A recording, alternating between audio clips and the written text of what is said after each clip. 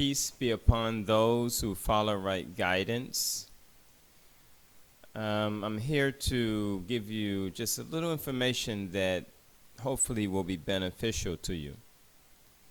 And that is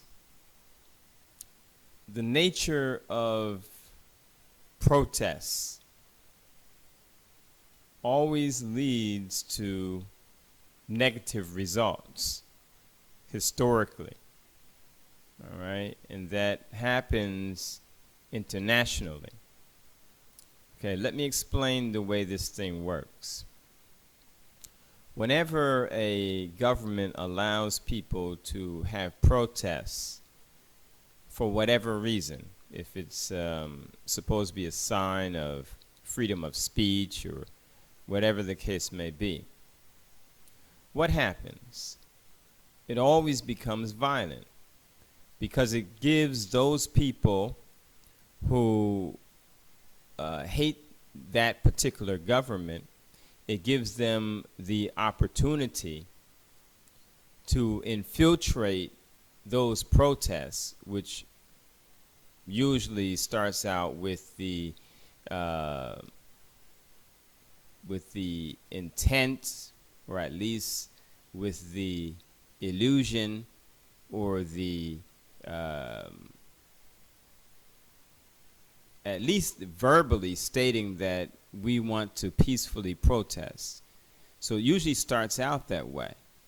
But again, like I said, there are people that have another agenda who take advantage of that type of situation, and they infiltrate the protests and commit acts of violence. And so how do the police respond? They respond to violence with violence. Okay, so those who infiltrate it, you know, whether they shoot a gun from the crowd of the protesters towards the police, or throw objects, or break into stores, break windows, and loot, or whatever they do, they will incite the police to respond to violence with violence. And so that's why it will escalate. If anyone has any slight sense of wisdom or understanding, they would avoid even going to protests, and they would think of other ways to achieve their goals. Now, if a group of people actually can control the protest so it doesn't become violent, then yes, that's a way to get your voice heard.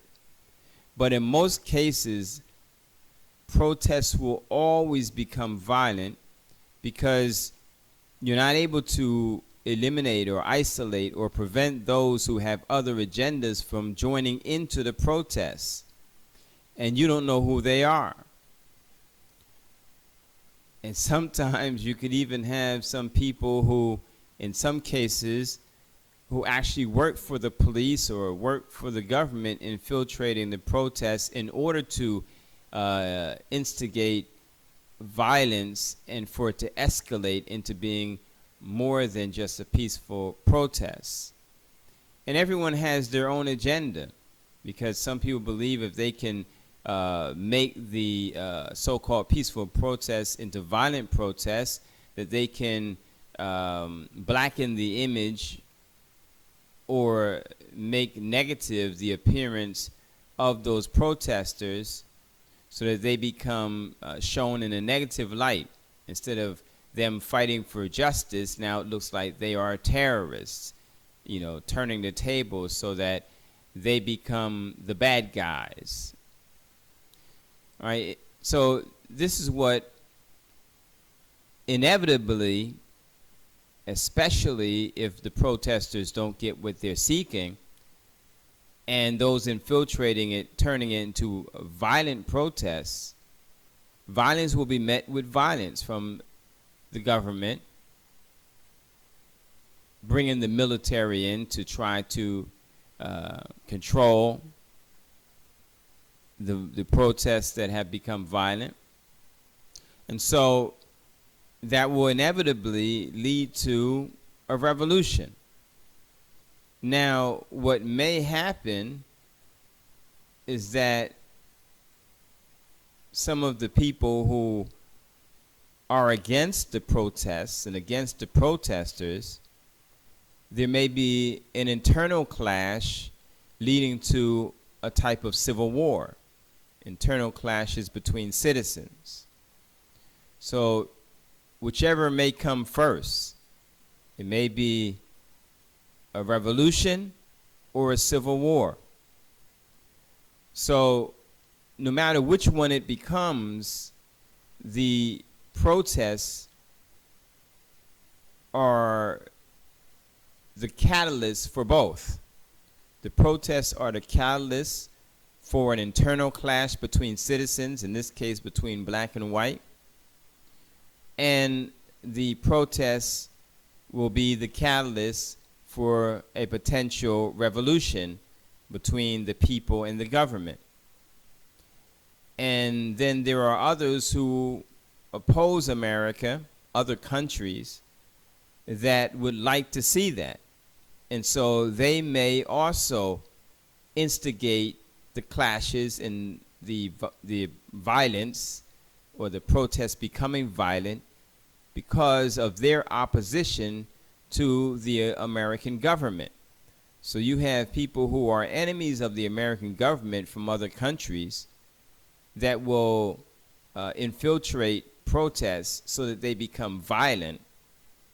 And you have internal conflicts with people who are against the government to make it become violent, to lead to a revolution. And then you have those who directly oppose the protesters, so it becomes an internal conflict leading to a civil war. All right, so keep in mind that this is the nature of protests. It almost always winds up negative. And if you look throughout the world, if you open your eyes and look throughout the world and see what happened with protests, what's going on in Syria started out as a protest. What happened in what is the country next to Egypt? Libya. What happened in Libya started out as a protest.